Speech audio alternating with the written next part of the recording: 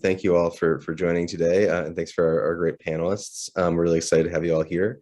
So as Danny said, I'll just talk a little bit about One Day Sooner and just a little bit about COVID Challenge and introduce our panelists and really give them the chance to really inform us about this new study. And so One Day Sooner was a group that was founded about 2 years ago. And at first we were aiming at representing people who wanted to participate in COVID challenge studies specifically. And since then we've kind of grown to be a sort of kind of army or union of people who want to be in challenge studies and be part of medical research more broadly. And so that's kind of our mission. We think that people who are participate in medical research as research subjects have a really crucial role in the process, but that right now they're only represented kind of indirectly, and I think there's kind of some imperfection in particularly how the bioethical system kind of represents the interest of research participants. And so we think something that's kind of closer to a union in some sense is a way of really better representing research participant interests, and especially kind of participants, kind of challenge volunteers, people who participate in research for pro-social reasons.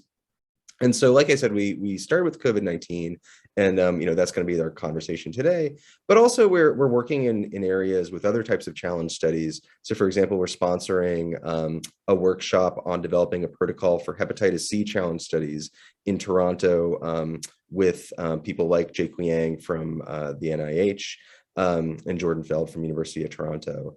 And we also are, kind of interested in challenge studies with influenza and tuberculosis, Group A strep, and other neglected diseases. And really, like I said, the goal for us is, trying to promote studies that are going to be useful and doing it on behalf of our research participants. So as an organization, we started with a real pandemic focus and a focus on COVID-19. And we were really, kind of, I think, fairly loud voices promoting the use of COVID-19 challenge studies. And, we wanted them to be done really quickly and be, trying to test the first wave of vaccine candidates. And, like a lot of things take a little bit longer than sometimes you hope. But we were really excited to, see the Imperial study be launched basically about a year ago when they first started actually exposing and challenging participants as part of that study. And I know that they kind of my understanding is they finished, the last participant in the study was sometime in September of 2021, and they published a preprint, which we're really interested in January. We did an event, I think, around that. And then finally, we're really excited to see this publication in Nature Medicine recently. And we have, some really amazing experts here to give their insights into Imperial's publication and into, kind of what is kind of public about COVID challenge studies already and what we should expect to see in the future. So I'm going to start by introducing our three panelists, and then we'll start asking them some questions. So just to go in alphabetical order, first I'll introduce Dr. Anna Durbin. Dr. Durbin is a professor of international health at Johns Hopkins University's Bloomberg School of Public Health, with a joint appointment in the School of Medicine. She has expertise in the evaluation of a variety of vaccines, including dengue, West Nile, and malaria, and she has proposed the development of a challenge model for Zika. Dr. Durbin received the NIH Merit Award for outstanding basic and translational research in developing vaccines for the prevention of respiratory virus and flavivirus diseases, the NIH Director's Award, and the Vaccine Industry Excellence Award for Best Academic Research Team. And so next for Stanley Plotkin. Dr. Stanley Plotkin serves as a consultant to the vaccine industry and is an emeritus professor at both the Y-Star Institute and the University of Pennsylvania. I think for a lot of people on this call, he won't really need much of an introduction. He developed the rubella vaccine, which is used worldwide as the R and MMR vaccines, and has played a pivotal role in the development and application of various other vaccines, including polio, rabies, varicella, rotavirus, and cytomegalovirus. He is the author of more than 800 research papers and has edited several books, including the textbook Vaccines. Dr. Plotkin has served as the Senior Assistant Surgeon with the Epidemic Intelligence Service, U.S. Public Health Service, and the Director of the Division of Infectious Disease at Children's Hospital Philadelphia, and the Associate Chairman of the Department of Pediatrics at the University of Pennsylvania, and Medical Director at Sanofi Pasteur for 7 years. And so then Dr. Gerald Sadoff is currently the head of early development at the Crusoe Vaccine Institute, which is the Center of Excellence for Vaccine Development for Johnson & Johnson. Dr. Sadoff has spent his entire career developing vaccines against a large number of bacterial, viral, and parasitic diseases, 11 of which have been licensed for human use, including for COVID-19, and several currently are in phase 2B and phase 3 clinical trials. He currently serves on several IPCAVD scientific advisory boards for NIH-sponsored HIV vaccine efforts, and is on the NIAID AIDS Vaccine Research Working Group. Over the past 35 years, he has authored over 350 articles, books, chapters, and abstracts, and has issued 18 patents. So Anna, Jerry, and Stanley, thanks so much for being here today. My pleasure. Thank you. So I'll start with a really broad question, just to get us started, which is, what lessons do you three take from the COVID challenge experience so far? Do you want to go first, Stanley? You go first. Well, there's a lot to say on this subject, obviously, and I'll try to be brief. The first paper I wrote on this back in 2020, which seems like a century ago, was titled "Extraordinary Diseases Require Extraordinary Solutions." But it could have been titled "Ordinary Diseases Require Ordinary Solutions," because the history of human challenges goes way back and has been very helpful in a number of diseases. And the regrettable fact is that human challenges have not been taken advantage of, except in the UK thus far, with great delay and with publication yet to be full publication yet to be made. So I think that's regrettable, particularly, and here I would mention a paper that is in press by someone named Adam Phipps, who has reviewed human clinical trials, that is, challenge trials, over the years, and his tables are quite interesting because they show something like 187 different studies in which over 10,000 participants were challenged, and the total of serious adverse events was 0.2%. So I think those figures are very interesting and important. I will conclude so that the others have a chance to talk by citing something which I published in one of my papers, but which could have been published by anybody. That is the advantages and disadvantages of human challenges. The advantages that I listed were a quick readout on protection by vaccines, the determination of immunity after prior natural infection, that is to say, whether immunity is solid or not so solid. It helps identify correlates of protection.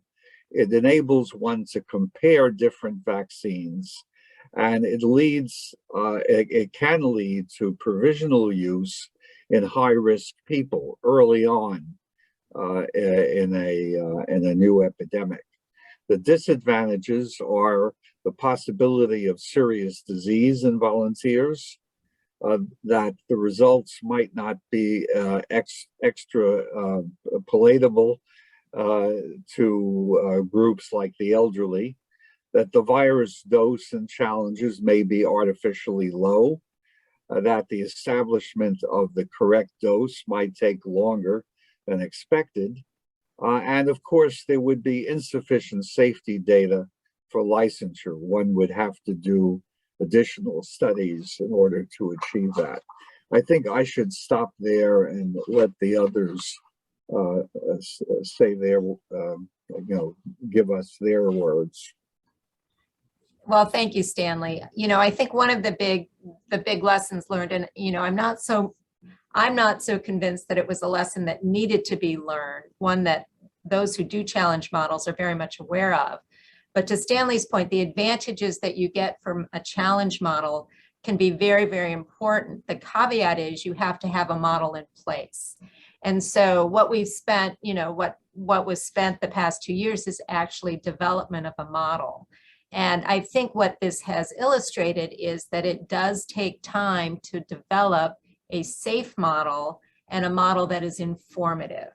And I think, the reason that we don't have a lot of serious adverse events in the challenge models that Dr. Plotkin mentioned is because they are developed very carefully with the intent not to cause serious health problems. That being said, I think that this model can be very important and, as it's been established, can now be utilized to do even more, I think, informative studies around variants and such.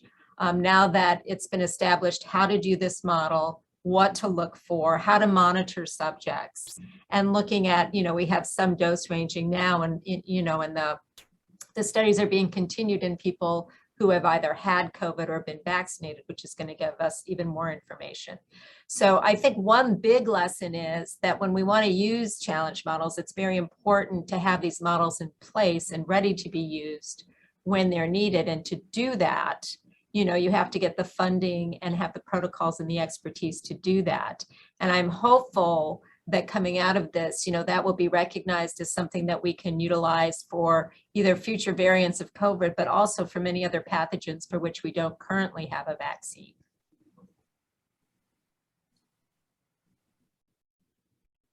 Jerry, you're on mute. That's the best way to hear me on mute. Let me just give you a little experience, my own personal experience with challenge models. I've done challenge models starting from the beginning of my career. The first challenge model I did was a gonorrhea challenge model, if you can believe that. The way that's done is you inject gonorrhea up the penis of a volunteer and then clamp the penis for 15 minutes so that it doesn't drip out. Now, this is a challenge model developed by us at Walter Reed to test the Panelists vaccine. And we showed in that model that a Panelists vaccine did protect in the human challenge against gonorrhea. So we did a 2,000 patient trial in Korea based on that human challenge model. And there were 201 cases of gonorrhea in the vaccine group and 200 cases in the placebo group. So it didn't work. So why didn't it work? It didn't work because gonorrhea is not a single strain. It's like, it varies all over the place. In fact, genetically, it has regions where it can make its pilus into as many different pili as you can make antibodies almost. There's 2 or 3 recombinant regions that recombine in the head of the pilus where the variable region is, which the antibody is directed against.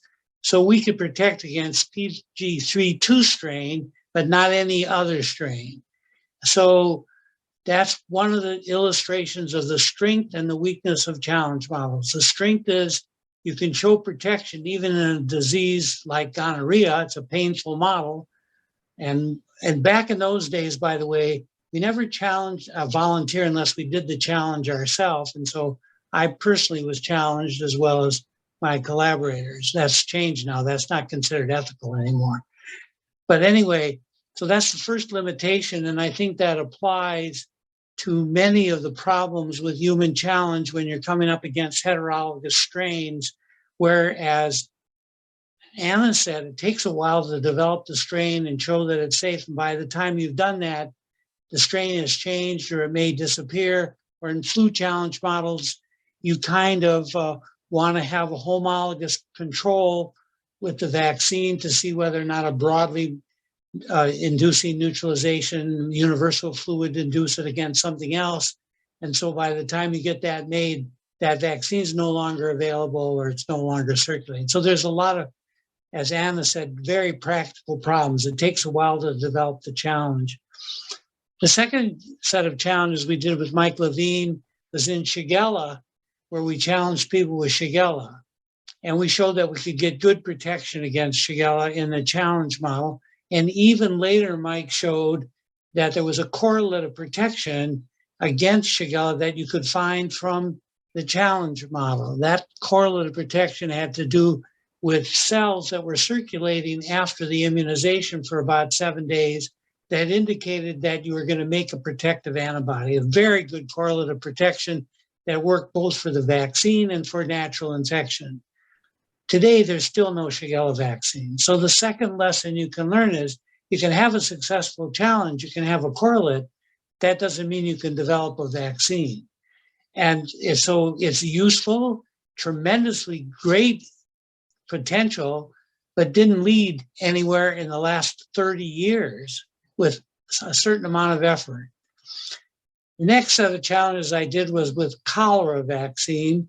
There was a new strain of cholera ripping through India, and it was completely different than the other cholera strains. And John Michelanos discovered through a series of 14 different human challenges that we did, where we vaccinated 14 different groups of people with cholera with different versions of the vaccine until we came up with Peru 14, which was a vaccine that just didn't have motility. So we discovered that motility was the key to cholera vaccine, and we proved that Peru 14 could completely protect with a single dose against this new strain.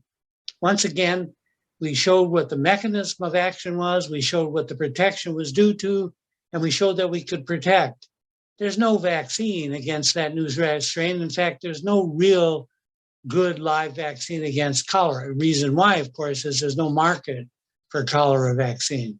So the third lesson is that it has to be something that's commercially viable as well as scientifically validatable. So, you know, you might be making a vaccine, you might test in human challenge the MA2 variant of Omicron, and maybe you'll get it in time before Omicron MA2 varies, but maybe industry is not willing to make an MA2 variant because by the time they get it made and prove that it works, even in human challenge, MA2 will be gone, substituted with some variant of maybe Delta or something else. In other words, this is a limitation, and I've given you these examples because they actually really happened.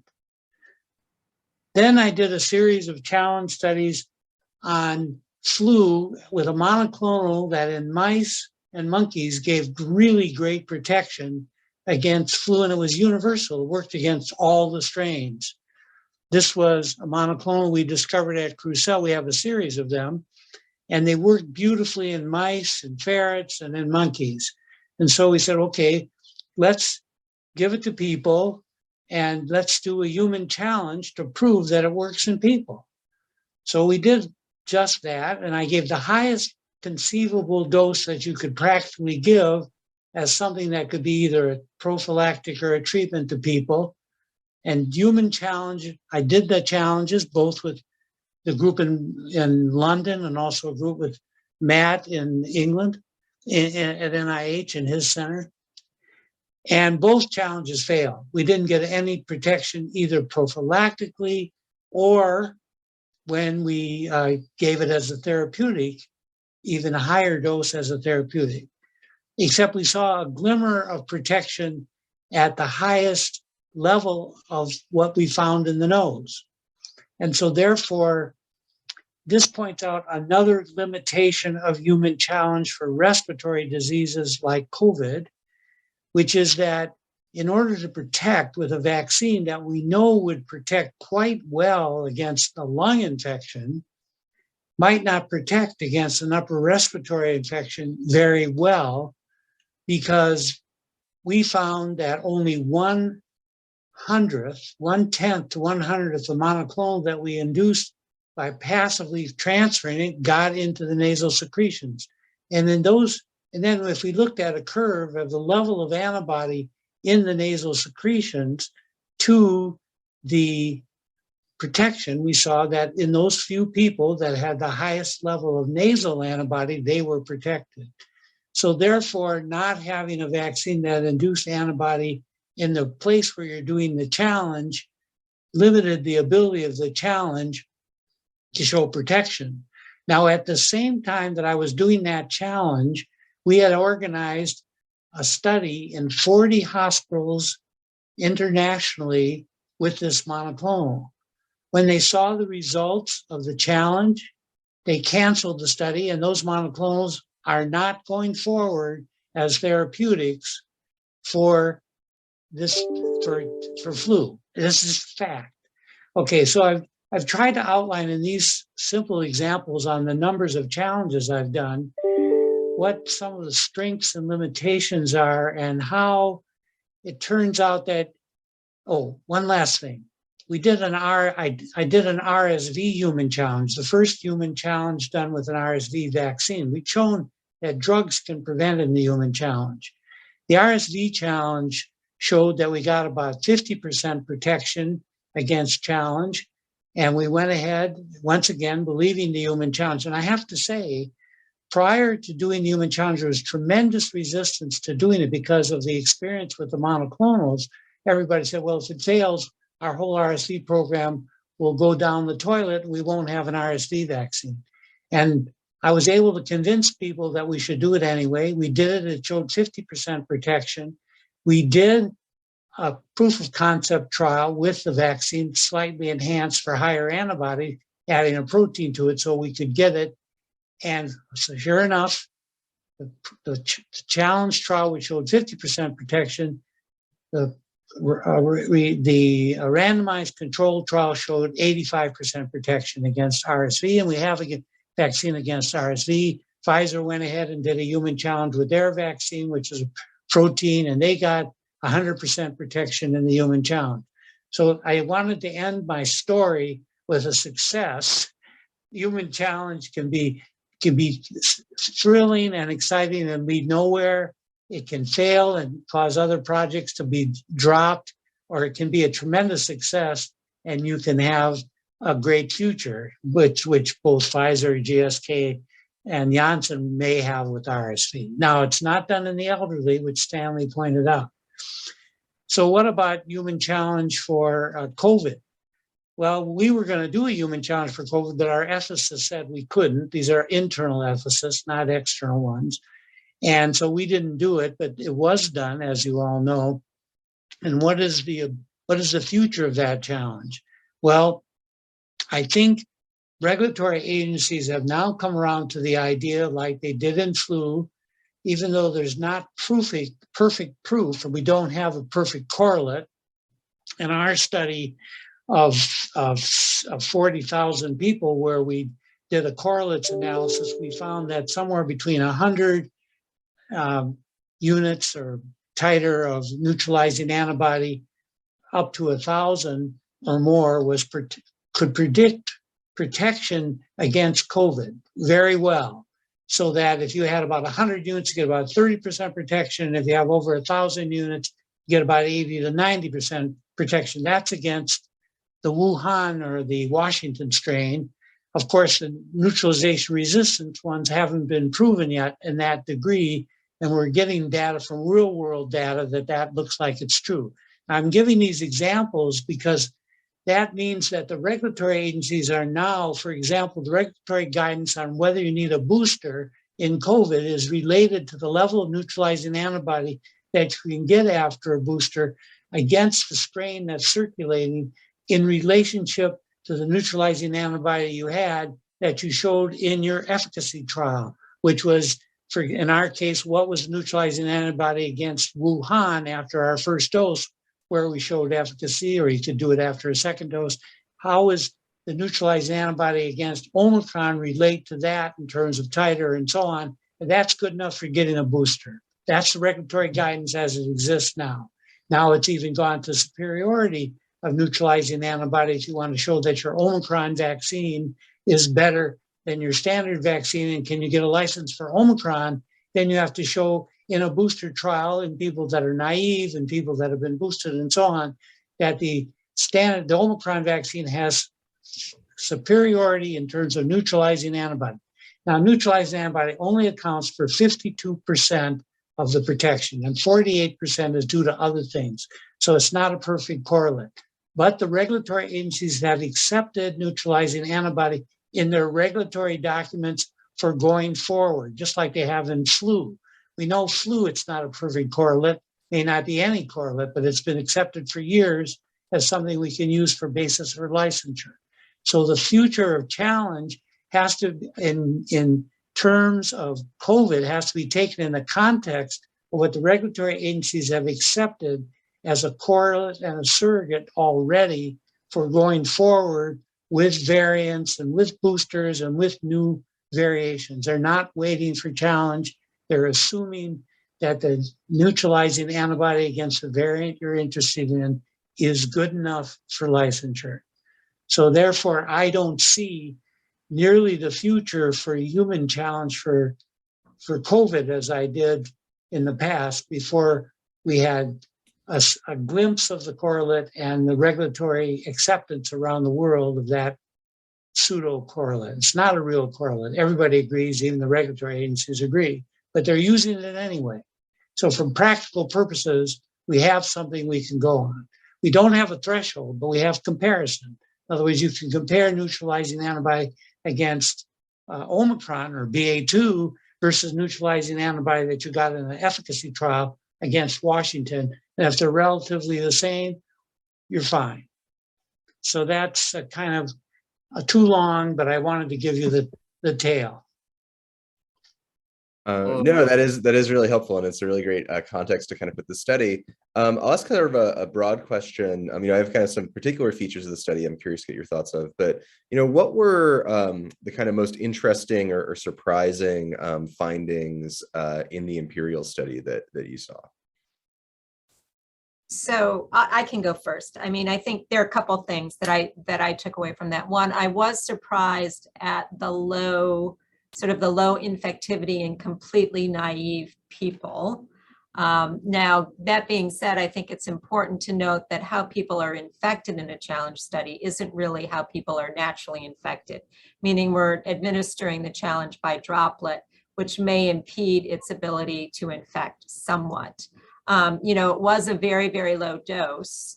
And for safety reasons, we started at a very, very low dose. I think what's interesting, and this is one of the things that I think, Josh, that you were interested in, you said, but even with that low dose, we're seeing a lot of symptoms. Why is that? We don't generally see that with flu and other challenge models. And, part of that, I think, has to do with the fact that, again, this was started in completely naive people. So we had no pre-existing immunity directly to SARS-CoV-2. There may be a little bit of cross-reactive from other coronaviruses, meaning that it's more easy to infect. And I think it's also important to note, and I see this with my dengue human challenge model all the time, is when they're inpatient and you're querying them every single day about symptoms. Have you had X, Y, or Z? Do you feel this way, that way, the other way? Then you tend to get positive responses to that, which is why I always include placebo recipients, just to get a better balance. If you're queried every day for 2 weeks, if you've had a headache, most people have had a headache over a 2-week period of time. So, what was very encouraging is the severity of symptoms were mild to moderate, which is very encouraging. There were only a couple there were some people who did complain of loss of sense of taste or smell. In general, it was very short-lived. There was one that was a bit longer, but it did resolve. So I think, going into this, the big concern, and I think this is really important to point out, the big concern about a COVID or a SARS-CoV-2 human challenge was the risk to volunteers. We did not know who was going to get severely ill with COVID, although predominantly it affected elderly people and people with comorbidities. There were very young, healthy people who died from COVID. So I think it's important to note going in, we were very concerned about the risk to participants and what we would do if somebody became symptomatic, because at that time, and particularly when it was first proposed, there were no authorized or approved treatments for COVID. Treatments have come on board, which I think is very important for further use of the challenge model, because you can do more when you can treat somebody. When you know somebody's infected and you have an effective treatment to prevent progression of disease, that gives you a little bit more comfort in terms of dose escalating and moving forward. That was not present at the beginning. So I think you know, the challenge study was conducted in a very careful, strategic manner to minimize risk. That being said, more than 50% of people were infected. They were symptomatic. For the most part, it modeled a lot of the signs and symptoms of COVID infection. You know, and I think that a model has been developed for SARS-CoV-2. I think it will need to be modified or revised, given now the high proportion of the population, almost everybody who's had COVID or been vaccinated.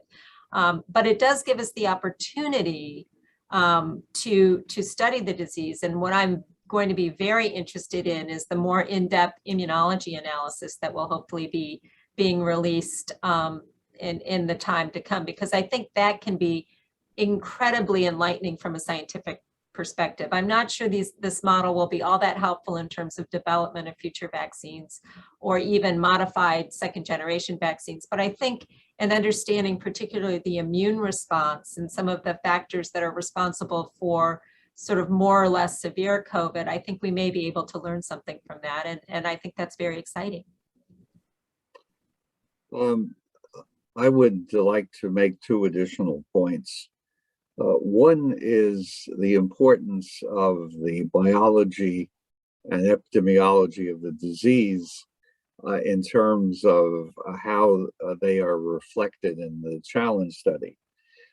For example, in the case of cytomegalovirus, where we did a challenge study,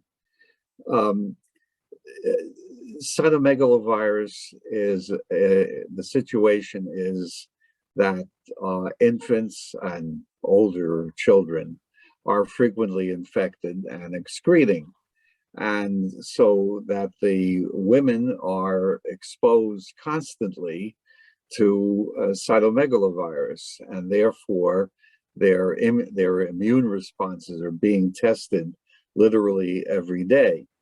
So when we did a trial in volunteers, infecting them with graded doses of low passage CMV, we found that the seronegative individuals could be infected very easily with a trivial dose, whereas those with natural seropositivity also could be infected, but you had to give 100 times the dose in order to achieve that. So my point here is that immunity is often relative, that and is dependent on the kind of challenge that you give. But in also relating to that point, in renal transplant patients who essentially have one challenge, that is the transplant, the efficacy was actually quite good, but not in women exposed to infants excreting CMV. So that's one point. The second point is in relation to COVID and SARS-2, that again, when one is looking for correlates of protection and trying to elucidate them with challenges, one does have to, of course, take account of the biology of the situation. That is, that antibodies are only one of the immune responses that people make, and that one has to distinguish, and this I think is true for every disease, between infection and disease. That is, that one can often infect people, but they, particularly because of their cellular immune responses, they may not develop disease, even though they've been infected. And that is illustrated frequently in many different diseases. including SARS-2, where the vaccines do have reasonable protection, assuming that the neutralizing antibodies are high, but they do not have complete protection because the disease is not a viremic disease, and therefore people can be infected even though they're protected against serious disease. So what I'm stressing is the complexity of interpreting immune responses and the results of challenge studies, that you cannot be, as Jerry illustrated, you cannot be simple-minded about it. I'll stop there. Yeah, I think Stanley and Anna made really good points. I think the point about having treatment available now that we didn't have before or weren't sure about before, we had remdesivir, but we didn't know when to use it and how quickly you had to use it, were some of the reasons why we didn't go forward. I wanted to go forward, but our ethicists didn't want us to go forward. Now that we have monoclonals that can be made specifically against the challenge strain, if we don't have them, make it more feasible to do the challenge strain than it was in the past, and the fact that it's been done. I'm still worried about the one person or two that might get a serious reaction. If you remember the history of human challenge and flu, which I'm sure Stanley and Anna know about, we were rolling along doing flu challenges all over the place until one volunteer got myocarditis, and then they stopped for 10 years. So, and many people had been challenged prior to that occurring. So we have to be careful about that. So, because it can happen. I mean, I'm not saying we shouldn't do human challenge. I'm trying to say we can. Now, I put kind of a damper on doing it for new vaccines because there's a correlate. But I do think, as Stanley and Anna said, there's a huge opportunity not only for therapeutics, but also for understanding mechanisms of protection, which I think you can only do in human challenge. I'll give you an example. I said that there's two things. One, we noticed in our trials, which I published, that the onset of protection against symptomatic disease occurs somewhere between day 21 and day 28, depending on the variant. I think about day 25 for the Wuhan strain, day 21 for the Wuhan strain, about day 25 for the beta strain, and maybe never for Omicron.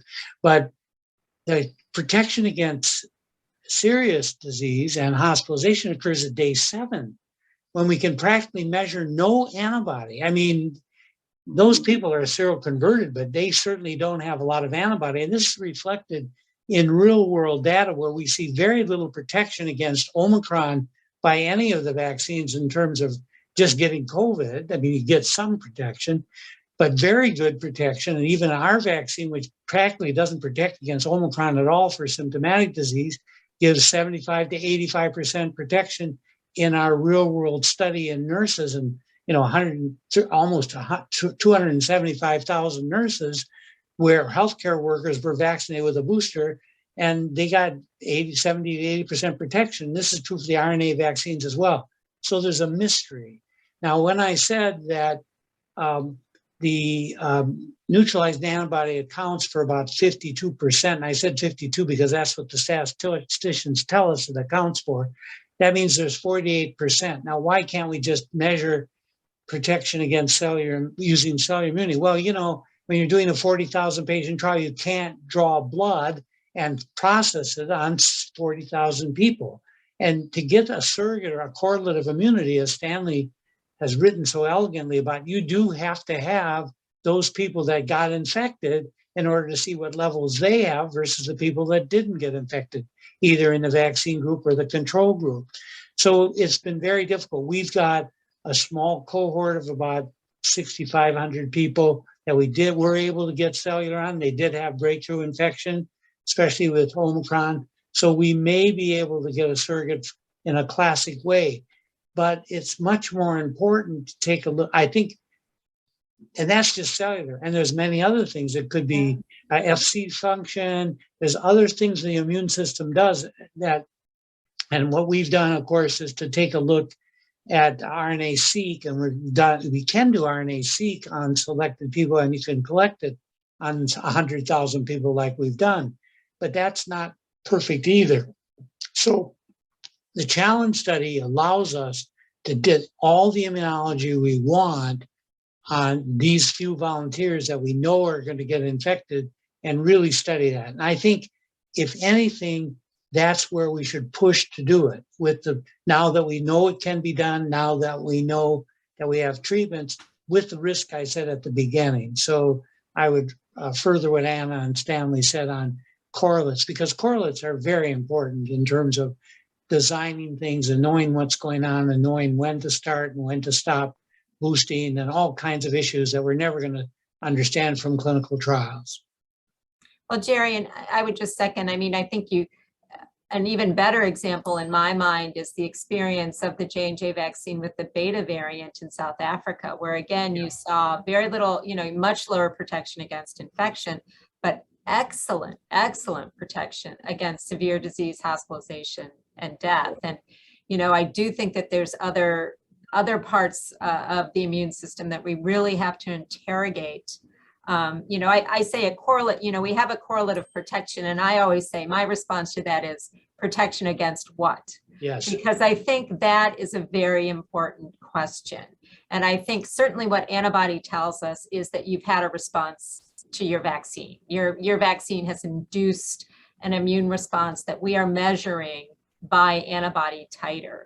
But in terms of protection, immune correlates against protection, I think we have a lot to learn, and I'm very hopeful that by interrogating the immune response in these challenge studies, we may get better insight into that.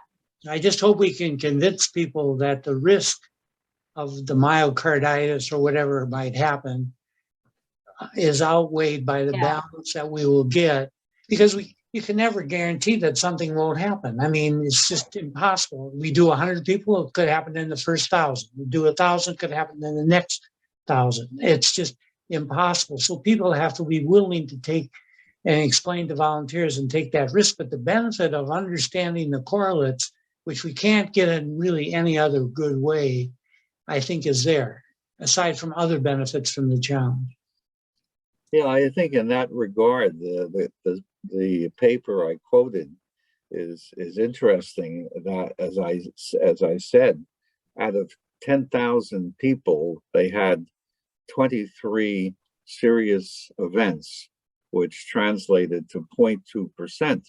So that's a figure that can be used when talking to potential subjects of human challenge studies. Obviously, it may differ for different types of challenge, but it's an interesting figure nevertheless. I wanted to ask about a couple particular features of this study before moving on to sort of asking a bit more about the future of COVID challenge. So, two things that struck me as interesting about this study were one that Anna's mentioned, this very low infectious dose. And I was curious, especially, kind of compared to RSV or influenza, and I was curious what you all made of that, and also what that should tell us about, what COVID challenge might look like in the future as there is more immunity to COVID. And the other thing that seemed interesting was the lack of association between the viral titer, the amount of virus that the different participants were shedding, and their symptoms. And I was both kind of curious for thoughts of why that was the case, and to what extent that might make it more difficult or less difficult to use this model in the future.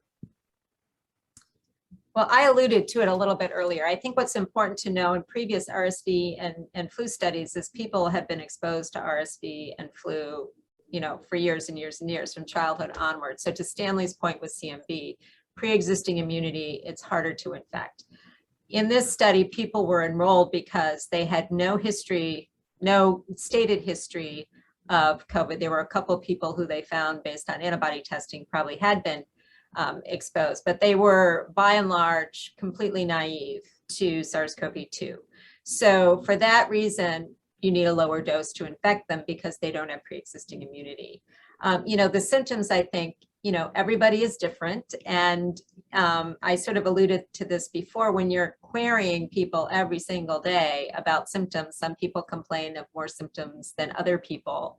And it is sometimes difficult to discern, which is why I think in the development of challenge models, some things that I always say is I think it's very important to have really objective endpoints that you're collecting as opposed to subjective endpoints that you're collecting. How do you feel today? Do you feel nausea, and they had some very good objective findings. They had a standardized testing for loss of sense of smell and such.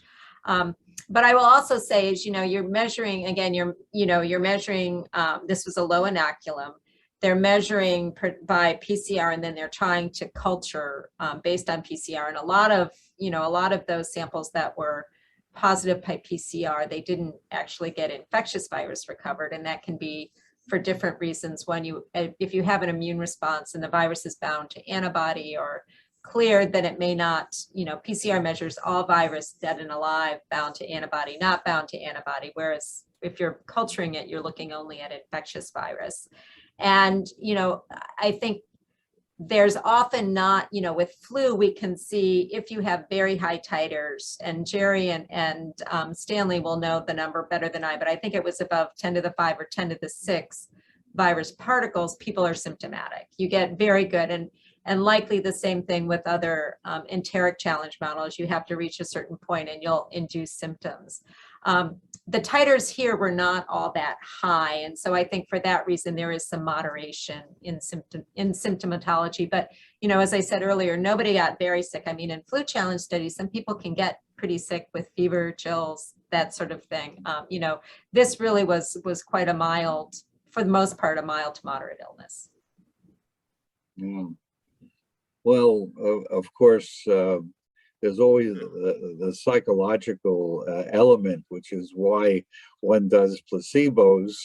And in every study that I've ever seen, there are always symptoms in placebo recipients, no matter what the infection or pseudo-infection is. So that's, very clear that one needs a control to make any sense of challenge studies. Yeah, and the flu and the RSV challenge studies that I've done, we haven't had people that didn't get challenged with the virus. In other words, there's always vaccine versus control, not getting vaccine, but everybody got challenged. And of course, not everybody gets sick in the challenge. We only about, maybe you're lucky 65 to 85% of people get sick or have a take. But in the studies I've done in flu and in RSV, we've done objective findings in terms of symptomatology because we want to quantitate that. We've even quantitated the amount of snot in Kleenex by tearing the Kleenex and then having them blow into it so that we can measure what the volume of secretions are. We've done everything we can to quantitate things. And what we've universally found is that there's a relationship between the amount of symptoms and the viral load. That has been kind of a universal finding. Now, I agree with Anna that this is a much lower symptomatic scale and much lower viral load than we were working at, so that might have something to do with it. But I was surprised by that also because it's contrary to what everything I've seen in the data that I personally have generated in the studies that I've done in both RSV and flu, where there is a relationship. Now, in the real world, in our efficacy study, we showed that breakthrough infection had a dramatic decrease in symptomatology. In other words, those people that got vaccinated but got COVID had much fewer symptoms than the control groups that had COVID, in the same demographics and everything else. So it's probably real, and those symptoms are collected pretty objectively every single day in an electronic diary that they have to fill out. But the change in viral loads in those people that had dramatic differences in symptoms were very hard to demonstrate. We could demonstrate a reduction in the viral load statistically, in other words, the confidence intervals did not overlook. And don't forget, we had about 2,000 people got infected. So it's easy to generate statistically significant differences, even if it's marginal. But the point estimates were not that different in terms of the levels of virus and we got nasal secretions every other day. So it wasn't like it was just one secretion. And we couldn't really correlate the symptom reduction to the viral load reduction. So taking what you say, Anna, that it could be due to that, it also could be due to the virus. In other words, there may not be the same relationship in terms of viral load and symptomatology in COVID that we see with flu and RSV. It's obviously a completely different virus that does a hell of a lot different things than those two things do. And maybe the symptoms, which are, because this virus gets much more systemic. I mean, it gets all over the body as compared to, I don't know if RSV and flu get everywhere, but I know they get in the upper and lower respiratory tract and not a lot of other places where you at least get symptoms, although clearly when you get flu, you get all kinds of myalgia and everything else due to cytokines. But we know that the virus, the COVID virus actually literally causes problems in other parts of the body and so on. So anyway, it could be biologic or it could be lower, but I was surprised by that finding. One thing I want to say about dosing, when we go to people that are immune, if we use variants like BA2, that's not going to matter too much if they're immune. They're still going to get infected. They may not be still getting serious disease, which would be a good thing for the challenge. But I don't think we'll have to worry about some of these new variants infecting people that have previous infection if they haven't been vaccinated with a Omicron-specific vaccine, because the vaccines don't do very well against protection against symptomatic disease, and the mRNA vaccines tend to go away pretty quickly. So I don't think we're going to have such a problem finding people, even if they do have previous immunity for symptomatic infection. But I think it'll be a different situation, as Anna and Stanley have said. I'll just give you another example, Jerry. In our dengue human challenge model, we see in terms of differences in culturable or infectious virus, about 2 logs different in terms of the span of peak viremia. So some people have relatively low viremia, some people have 2 logs higher by culture. And then if you look by PCR, the titers are 3 to 6 logs. And we really, the only symptom that was different between those people who were challenged and placebo recipients was a rash. All of the myalgia, the arthralgia, the fatigue, that was not difference. We did see a difference in retroorbital pain, rash, and then some neutropenia, but it wasn't related to peak virus titer. So, and I think with dengue, a couple reasons. One, these challenge viruses were chosen because they didn't cause a lot of disease in natural outbreaks, and they were then resynthesized using recombinant DNA technology. But I do think, to your point and to Stanley's point, there's a couple things. One, it can be just a difference in virus, and it may not be behaving like RSV and like influenza. But also when we query people for symptoms, we get a lot of background noise, which is why, Stanley, I completely agree. We need placebos, because otherwise it's hard to separate some things out. In our challenge studies, we recognize that the culturable versus the PCR was quite different. I mean, it is about a log different, but we were able to correlate symptoms with both of those. In other words, we cultured and we also did PCR, and the symptomatology, but that's because everything's so much higher, as you said. Right. And by the way, dengue, we sort of did a dengue challenge years ago. I did, when we made an attenuated dengue that we gave to people, and they made them sick, so that we knew we could challenge people. It wasn't a good vaccine, but it could be a good challenge virus. And you might have used that virus as kind of a basis. Dengue challenge is a real challenge. Yeah, we used 2 failed vaccine candidates. Yeah, those are the ones. Those are my failures, I can tell you. Well, So my last question before we turn it over to the audience is regarding kind of the future of COVID challenge. You know, there's been some discussion already about the usefulness of it for understanding the biology of COVID and particularly the immune response and correlates protection, and to some extent for antivirals and therapeutics. I'm curious, you know, if there's any use for COVID challenge, either as a way of developing intranasal vaccines or alternate kind of means of administration, or, you know, to what extent COVID challenge might be useful for developing pan-sarbecovirus vaccines or sort of quote universal coronavirus vaccines, or if there are other challenges from other members of the beta coronavirus family that we should be considering that could be useful for learning more as well.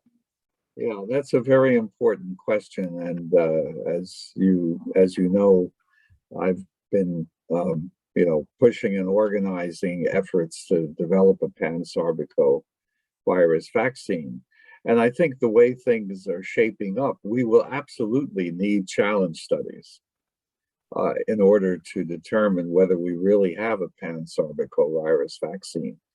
Because, of course, we can wait for SARS-3 to come out of the woodwork, but that obviously may not happen in the next years. But we do have lots of beta coronaviruses that could be made into challenges, and we could challenge people who have received an experimental vaccine, with, for example, with the respiratory beta coronaviruses. I wouldn't want to use SARS-1, but we could use SARS-2. So in order to establish that we really have a pan-sarbecovirus vaccine, rather than just depending on animal studies, which so far look promising, but they're only animal studies. So I see for the future, even in coronaviruses, a place for challenge studies. Yeah, I would say I agree to some extent with what Stanley said. I think the real promise is for testing intranasal vaccines, because I think the model is really an infection model, an intranasal infection model, as opposed to a disease model. I do think it's important to keep in mind that, you know, to develop each challenge strain is expensive. It takes time. And so I think it, you know, to test a variety of different coronaviruses will require quite a bit of investment, I think. The other just caution that I would put out there is, again, if we're using this to test viruses, for instance, that have not yet emerged in human populations, and we may not know what the human pathology is, you know, we want to make sure that we have either ways to treat them, or, you know, we have to proceed very cautiously, is what I would say.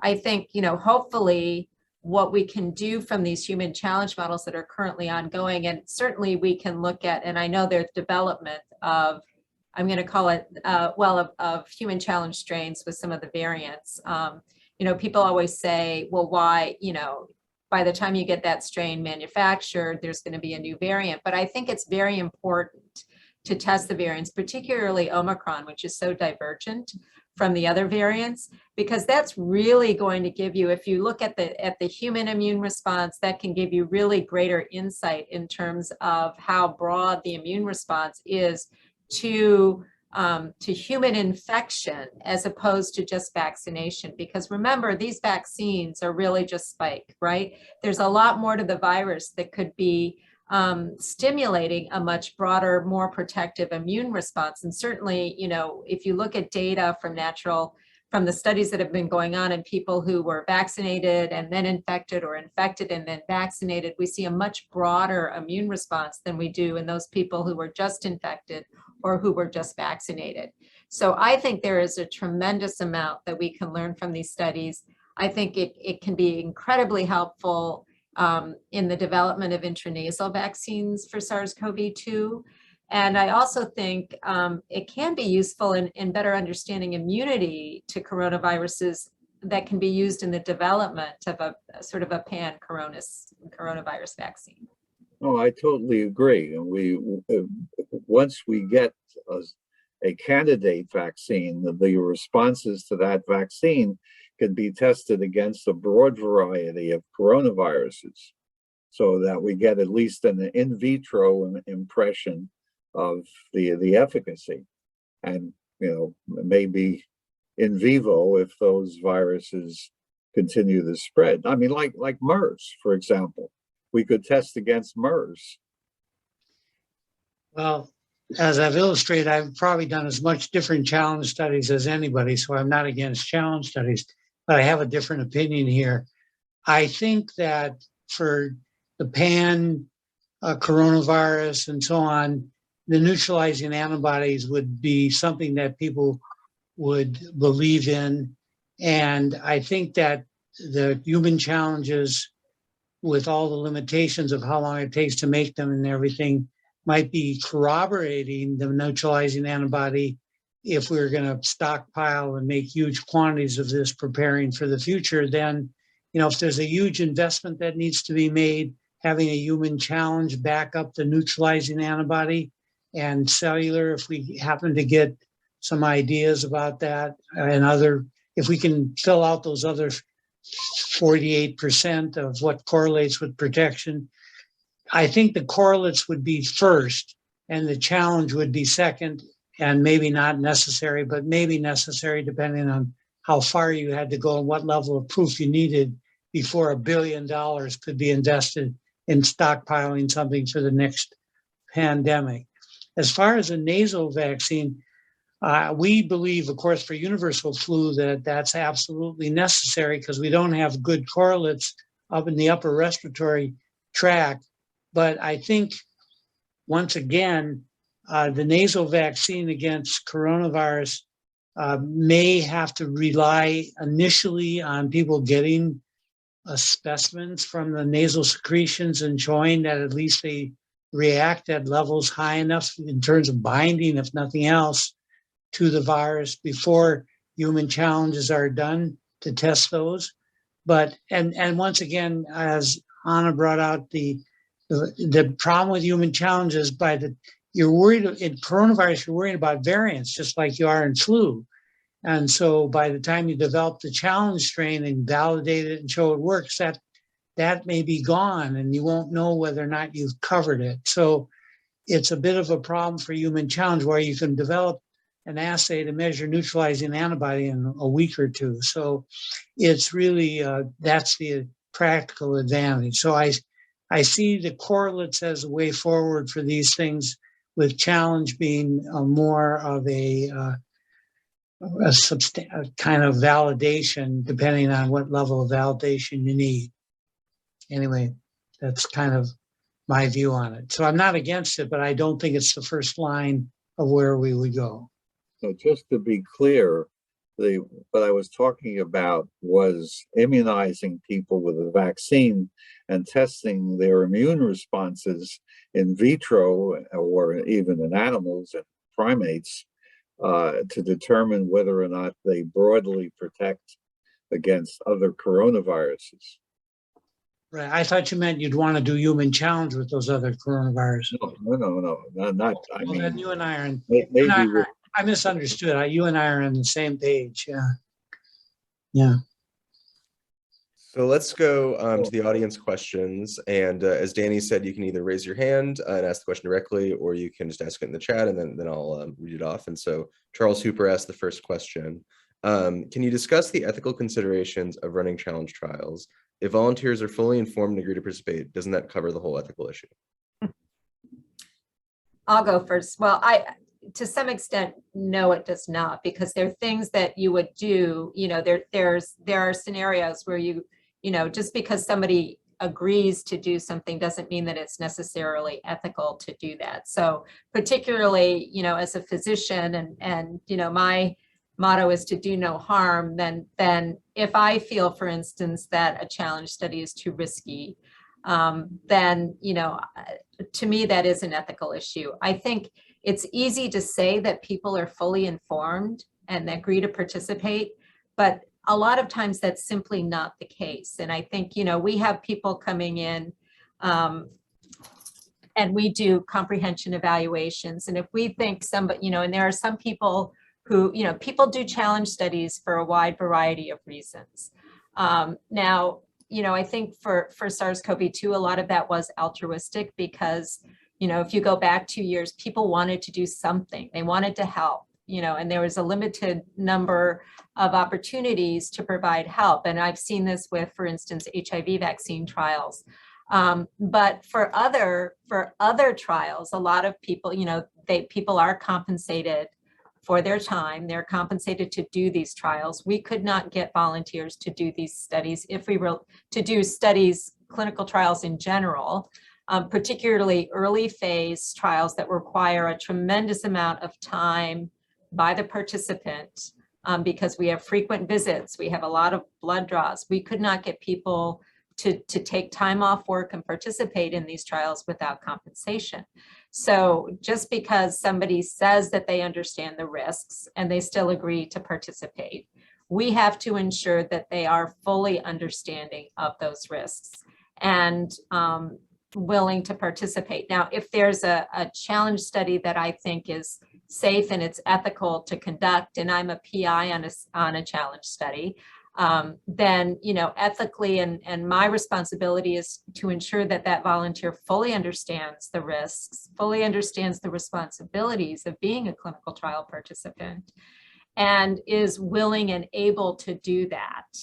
And if those conditions are met, then, the person can be enrolled. But just because a person says that they understand and want to be enrolled doesn't remove the responsibility from me to ensure that that person is capable, competent, and does fully understand the risks and responsibilities of being in a clinical trial.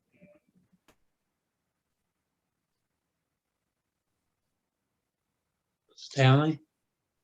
I have nothing to add to what Anna has said.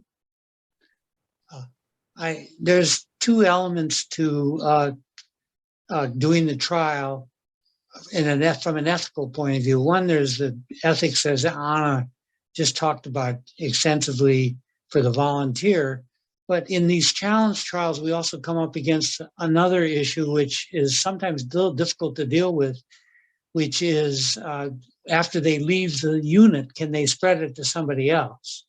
And you have to, because those other people that they may be in contact with didn't sign any consent forms.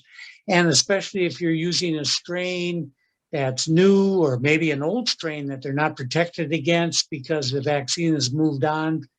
These are issues. And so in our flu and RSV challenge studies, we've actually had to make sure that they were no longer secreting virus before we let them off the isolation ward, or we put them into a hotel or someplace where they couldn't spread it. But this is a little bit more of a problem with COVID, because you do have these long spreaders that spread for quite a long time and so on. And so that has to be dealt with. And, the drugs, remdesivir and some of the others, are not without side effects. And so you have to deal with that issue as well. So, and so it's kind of the side effect of the drug you might have to treat them with, and the potential for the COVID itself, the SARS-CoV-2. But those can be dealt with, but I do think that has to be put into the ethical framework when we're talking about it, because someone may be volunteering to be in quarantine for quite a while. It's different when they get it naturally and then they stay at home for a week or two and then they go out, because they're not spreading anything that's not out there anyway.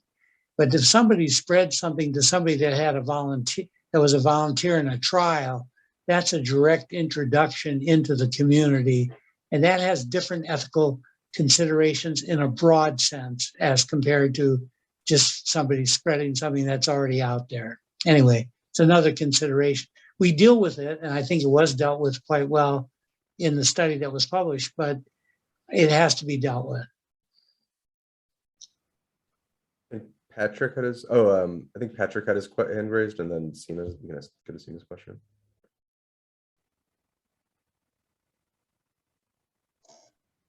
All right, I'll go ahead and ask it. I mean, I've given tons of thoughts to the ethical considerations of challenge trials, and I've written some Medium posts on it that a few One Day Sooner people are aware of, I think.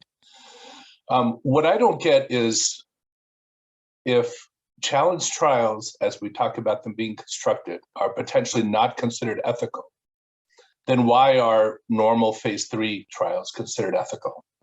Because a phase 3 trial has to go on long enough that a sufficient number of people in the placebo arm of it have been infected in symptomatic ways, or at least detectable ways. And by definition, those people are not isolated. They're out in the world, interacting with people who aren't part of the trial. And there's literally the same number of naive people that need to be infected, and probably more if you're doing a phase 3 trial than if you were doing a challenge trial. And it seems to me the only thing that makes that ethical is the people running the trial are not presenting the virus to someone, but someone is picking it up in the wild. They're no better off than they would have been if they were just living, they're no worse off than they would have been if they were living their own lives. But during that whole time, months are going by where people are still dying of this, that we could figure these things out sooner. Yeah, let me take that on first, because I'm running ethical trials as we speak. And let me tell you how we do it. We do vaccinate half the group randomly and the other half with the control. And we follow them. We don't follow them. I don't follow them, but I have an independent committee that's not part of the trial that looks at the number of cases in the placebo and in the vaccine group practically every other day. And these are ethical people. This is an ethics group that looks at this. And when we have shown that we've got a statistically significant difference, and there's a way to do this, so I don't want to get into the technical details of the statistics, but this has been done in pneumococcal and other trials where you can have a continuous look and you can take the penalty for looking so often. Anyway, that's a major clinical trial design, but let me just tell you that we worked that out so that you can look continuously just for the reasons that you said, so that as soon as we know that the vaccine works, then we continue the trial, but we then apply to make sure that that vaccine is really doing what we think it is. So until the vaccine is proven to work, there's nobody at any greater risk than they were if they're in the vaccine or placebo group. I mean, getting a vaccine that doesn't work doesn't put you at any greater risk than you didn't get it at all. Once you've shown it works, then the ethical issue you bring up comes up, and as rapidly as we can, once we know that it works, we then offer the vaccine to the control group. And that's been the problem in COVID trials. Yeah. The mRNA vaccines and our vaccine have limited follow-up because we've had to vaccinate the control group so early once we know that there has been efficacy. Now, we can't vaccinate the control group until the regulatory agencies approve and so on and so forth.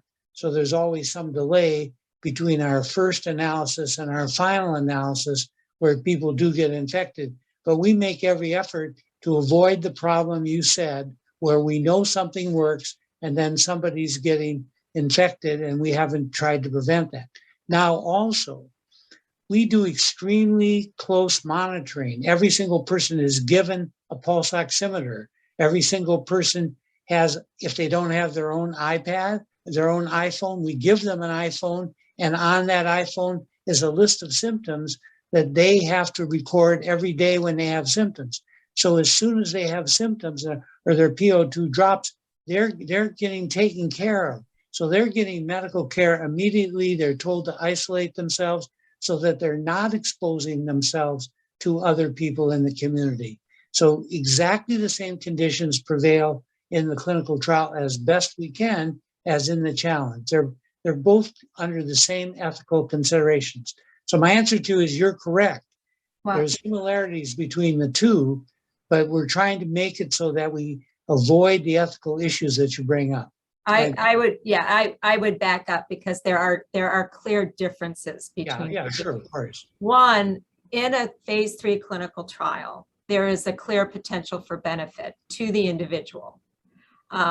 Because if that vaccine works and they got placebo, they're going to get the vaccine.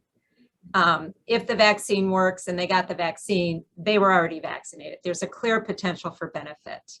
I think we have to step back and say, when do we use challenge studies? So again, the difference between a phase 3 clinical trial and the reason, early on I didn't, and I still don't think there was a need for a SARS-CoV-2 human challenge model to evaluate vaccine efficacy, was because we had so much SARS-CoV-2 spreading, we could look at efficacy in the real world. If we had done a human challenge, if we had used the SARS-CoV-2 human challenge model to evaluate efficacy, we may have discarded different candidate vaccines because they had lower protection against infection, but clearly in the real world showed excellent protection against severe disease. So that, you have to keep in mind and say, what is our challenge study being used for?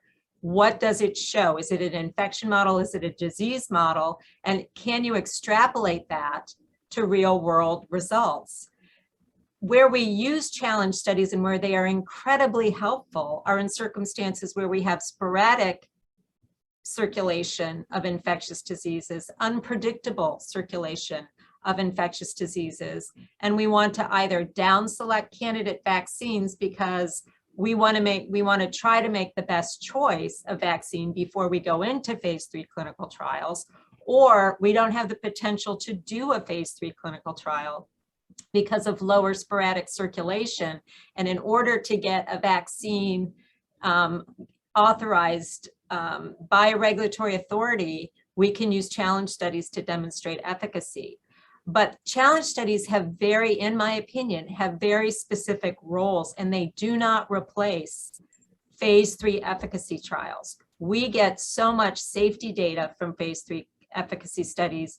We get, remember that phase 3 efficacy studies are conducted in the population for which you want that vaccine licensed. So we see efficacy in the elderly. We see efficacy in people with comorbid conditions. We cannot do we can't do a challenge study in those populations.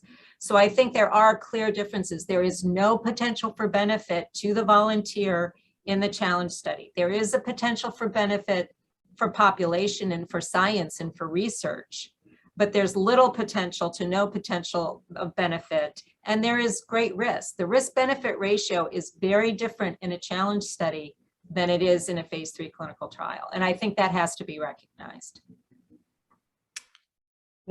I agree with what has been said. One of the first clinical trials, or challenge trials, if you will, was the famous trial done by Walter Reed with yellow fever, which caused death in a volunteer. Now, that volunteer was a physician. At Hopkins. He did his internship at Hopkins. We have a plaque. He knew what the risk was. And the point that I'm trying to make is that people do have motives that may lead them to risk themselves. For example, joining the Army.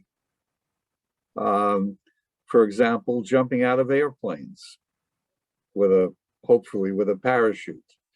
And I don't think that we necessarily can say that they're wrong. We have to protect them if they are fully informed and can make their own choices.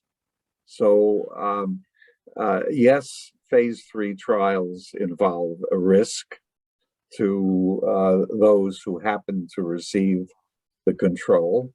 But people are entering those trials because they're hoping for a benefit.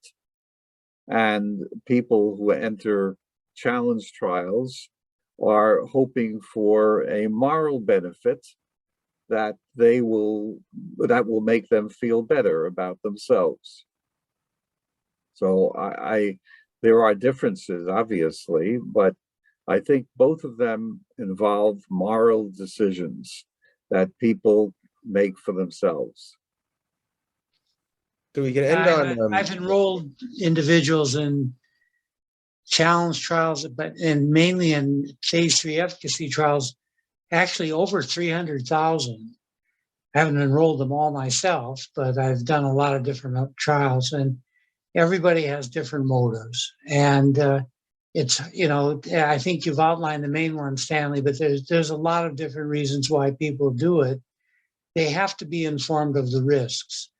In our consent forms and in our risk benefit, as you know, Anna, we're not able to say that there's any benefit to the volunteer, but I think that they believe there could be a benefit, and if especially in a disease, some diseases, the chances they have no chance of getting the vaccine if there's no vaccine available against some of these diseases. If they don't go in the trial, and at least they have a 50% chance of getting it when they go into the trial.